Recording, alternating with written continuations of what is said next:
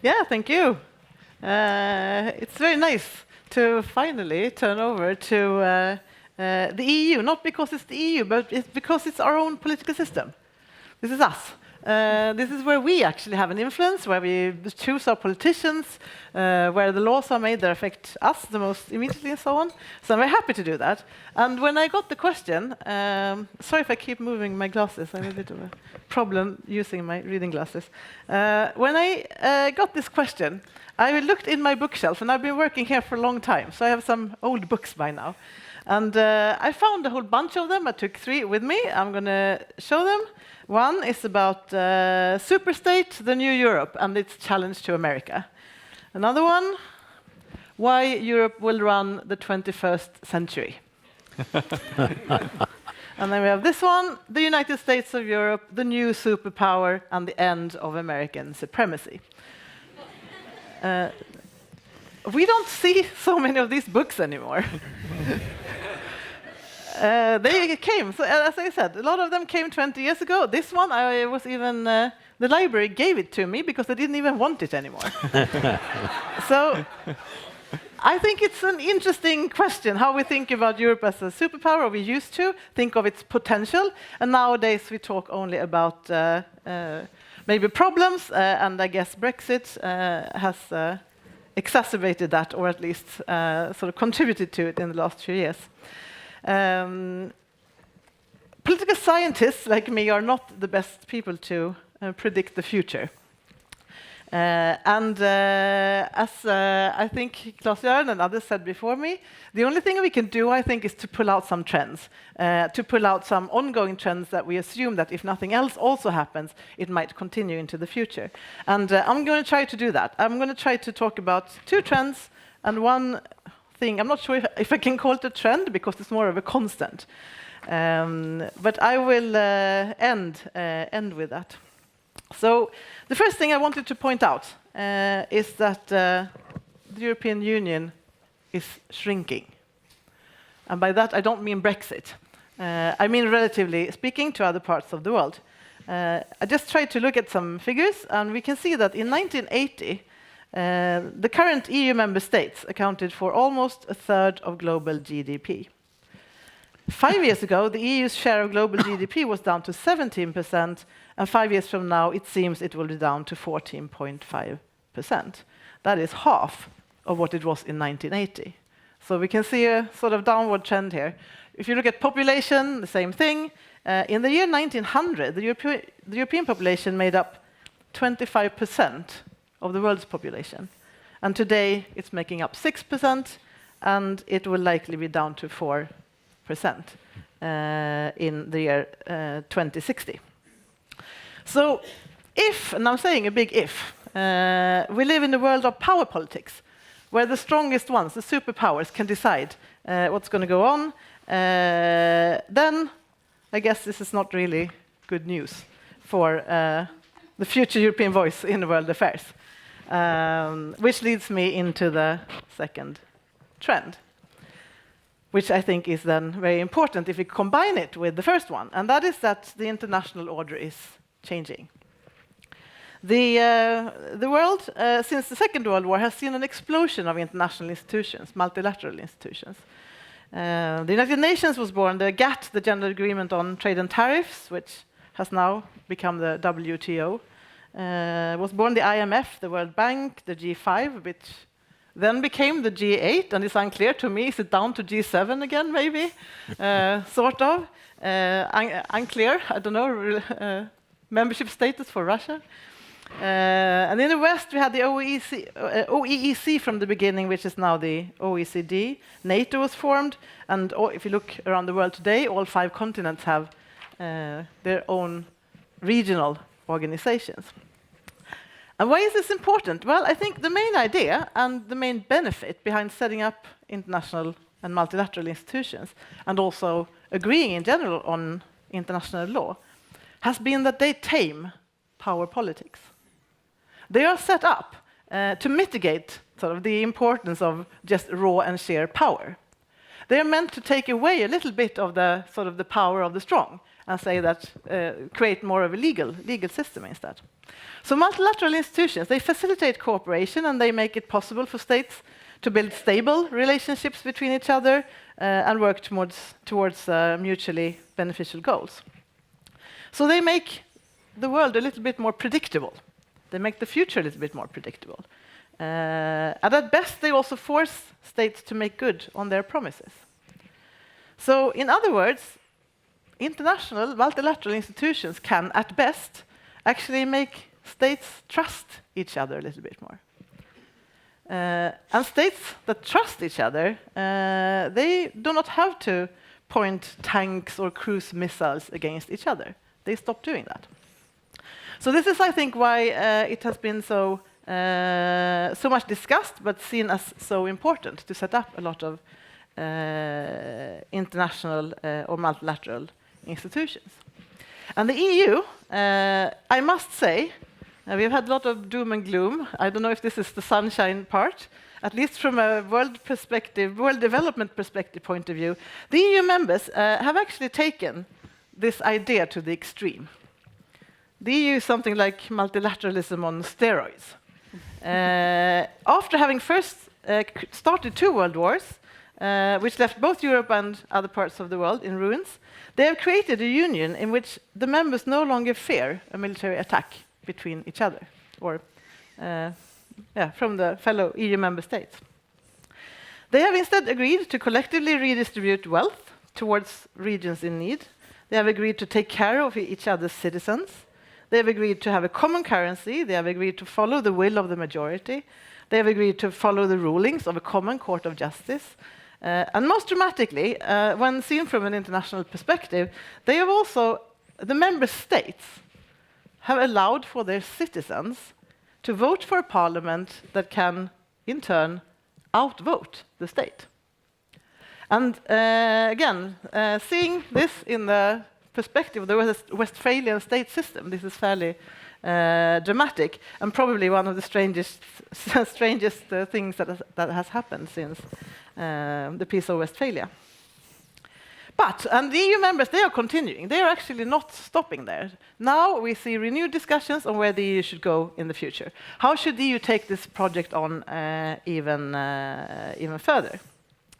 But while they are doing that, the other big powers, the other great powers, are starting to do the opposite. Gina already talked about the US. I don't have to repeat that. So withdrawing from a number of multilateral institutions. We also have China, is seen by many as carrying out very, should I say, predatory trade practices and intellectual property thefts. I don't know, right or wrong, but that is an image that's often been painted.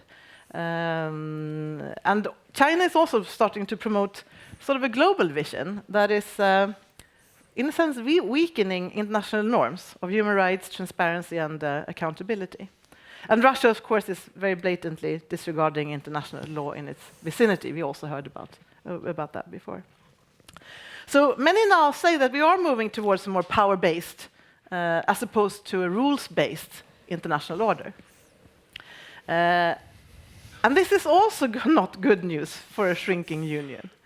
This is a world of the powerful, where they will dictate the rules, and the small ones just get to be eaten up.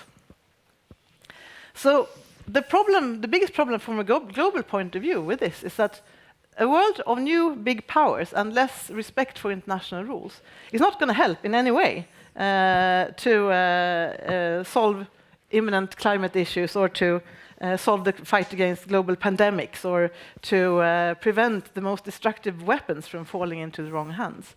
It's not going to mitigate international terrorism or be able to deal with all these adverse effects of globalizations, such as increased income gaps between rural and urban areas.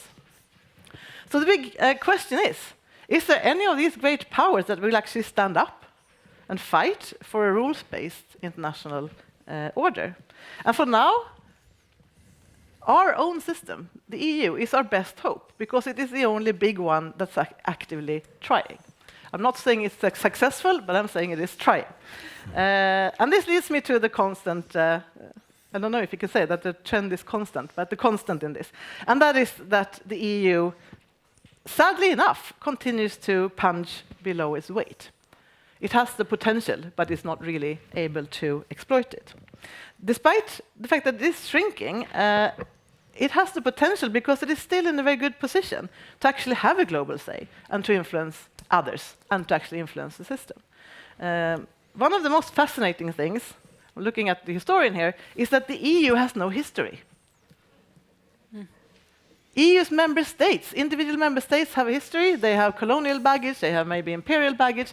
The EU does not. The EU is only, 60, 70 years old. It cannot be accused of historical battles or colonialism. It doesn't have a past. The EU is also not obsessed with the concept of sovereignty. The EU member states, they've shown that you can get some dent in the concept of state sovereignty, but it's not the end of the world. It works quite okay anyway. The EU is also not rattling with weapons. It has not created any military dispute around its common borders. And now I'm mixing things up here. And of course, the EU still is an economic giant, even if it's not as big as before. And for more than 100 countries in the world, the EU is the largest importer of manufactured goods and services. So to other states in the world, the EU is highly important still, also as an economic power. And this also means that the EU is the world's largest regulatory power. That sounds a bit more technical and a bit more boring, but it's actually quite interesting. So cows raised with growth hormones in the US or chicken washed in chlorinated water, they cannot be sold to Europe because we have imposed standards for what we import. And potentially hazardous new chemicals have to undergo very stringent tests before they are allowed to enter the EU. This means that companies outside of the EU, be they in the US or China or wherever they are, if they want to sell things into the EU, these companies have to follow the EU regulations. In turn, it has shown that it was a Harvard professor a few years ago who did a broad study on this. It has shown that these companies in other parts of the world, they start pressing their governments to also take on these rules, because otherwise they face unfair competition with other companies selling elsewhere. And so suddenly EU regulations are starting to spread around the world without any active pressure from the EU. It's happening without the EU trying to actually export these rules. And researchers have termed this the Brussels effect and pointed out that in this respect, the EU is actually by far leading the race in setting global standards. We don't see it because it's not in the media, but it's happening all the time. So to end this, I see that I'm soon running out of time. I would like to conclude by saying then that why then do we not see a more sort of actively assertive Europe? If Europe has still the possibility, why are we not seeing it trying more? And I guess it's something of a paradox, because we see the newly elected EU leaders, the incoming president of the European Commission and the incoming president of the European Council, they speak vocally and emphatically about the need to strengthen the EU's global role. Their speeches already are full of just indications on how they would like to counter China or the US and others. If you look at the European population, you see opinion polls around Europe. The people agree. The EU citizens agree. They would also love to see this. They are perfectly happy with seeing Europe taking on a better, more sort of, should I say, forceful global role. But the sad thing is that it's not up to neither the EU leaders nor the citizens to decide. It is up to our national elected governments. They are the ones who have to decide it. They are the ones we elect in our national elections. And in this case, including the Swedish government, these governments are the ones that's holding the EU back by stopping all kinds of different proposals. So we elect them, sadly enough, in a national debate where we don't talk about the EU's global role at all. We elect them in a national debate where we only talk about national issues. So our role as people, our possibilities as people to actually affect the development is being played out in the national elections, and neither politicians nor media tend to talk about it. So now I'm going to end on this sad note anyway. Oh no. But saying that, on the other hand, should we have journalists, we have a few here, actually start talking about these things, actually that is our best way to actually make Europe still have an influence in the future. Mm-hmm. Okay, thank you very much, Maria.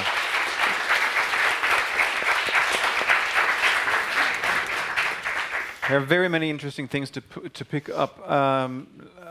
Like what you said about a power-based or a rule-based international way of international order. Is that something that reminded you? Yeah. Okay. No, I mean, I agree with a lot of things, but I actually disagree with you slightly there. I think, rules-based, great. The problem is, of course, who does get the opportunity to write the rules? Yeah. So the rules-based system that we have now was written by Europeans, but we live in a world where the Europeans are not even remotely as relevant as they were once upon a time. I used to work for the EU, and I like the EU despite having seen how dysfunctional it is on the inside. But I think one of the catchphrases of the European Union and political scientists is multipolarity. And the problem with the EU is that we haven't really fathomed what it means to live in a multipolar world. Because in a multipolar world, whatever rules we are going to have, if we're going to have any, are not going to be written by us. It's going to be written by us and others, where the others might actually be more influential than we are. Even when it comes to standards, I have a couple of colleagues in Stockholm who are working on how the Chinese are now becoming more and more influential when it comes to setting standards for all kinds of things. Because if they do it, with the vast production capacity and market that they have, they will be able to sway what the standard is, because everyone else will try and adapt to that. So in a sense, the center of gravity again is moving. Yeah.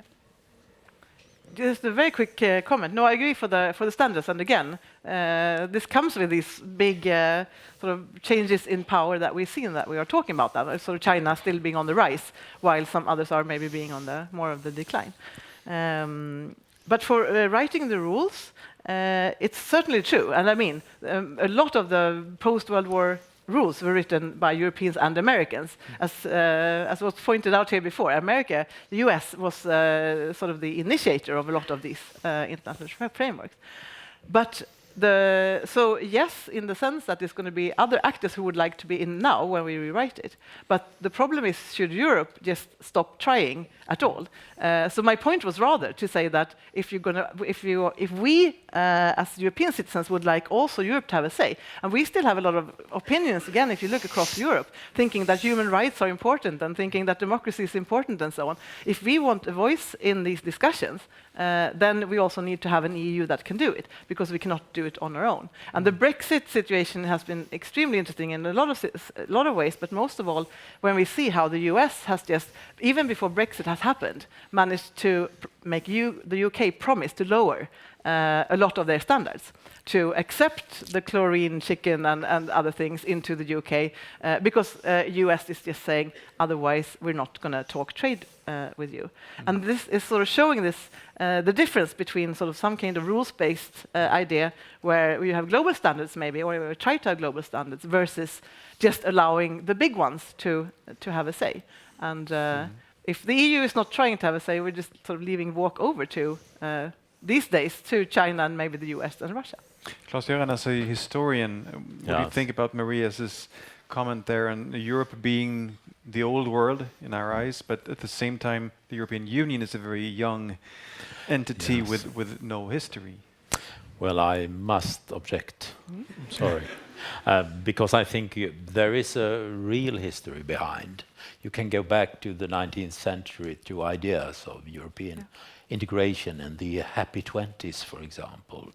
That is between the mid-20s and 1929. There are a lot of ideas about pan-European Europeanism. Aristide Briand, the French president, he talked very convincingly in 1928-29 about a European federation and a European economic integration. Yeah. But then, since the 1990s, Europe, or the European Union, has started working on its history. I remember I was in Brussels to discuss if there was an antique route of the European Union with Greece and Rome and so on.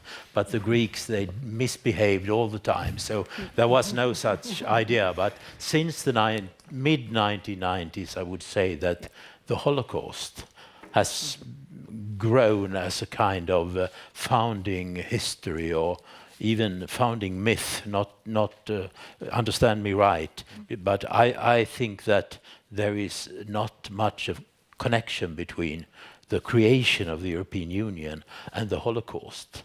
But of course, it's a good idea to say that, well, the European Union was created in order to stop anti-Semitism and xenophobia and nationalism and so on.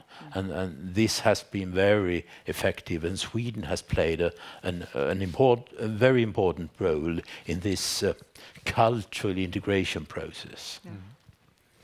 Jina, from your point of view, Washington, let's say, there has been for decades a strong link between Europe and the United States, maybe especially between London and Washington. What is happening there now with Trump? Well, the interesting thing is that the relationship between London and Washington is still very strong. I mean, we have two pretty similar, in some senses, leaders in DC and London right now, with Boris Johnson and Donald Trump. They seem to get along well. They almost look alike.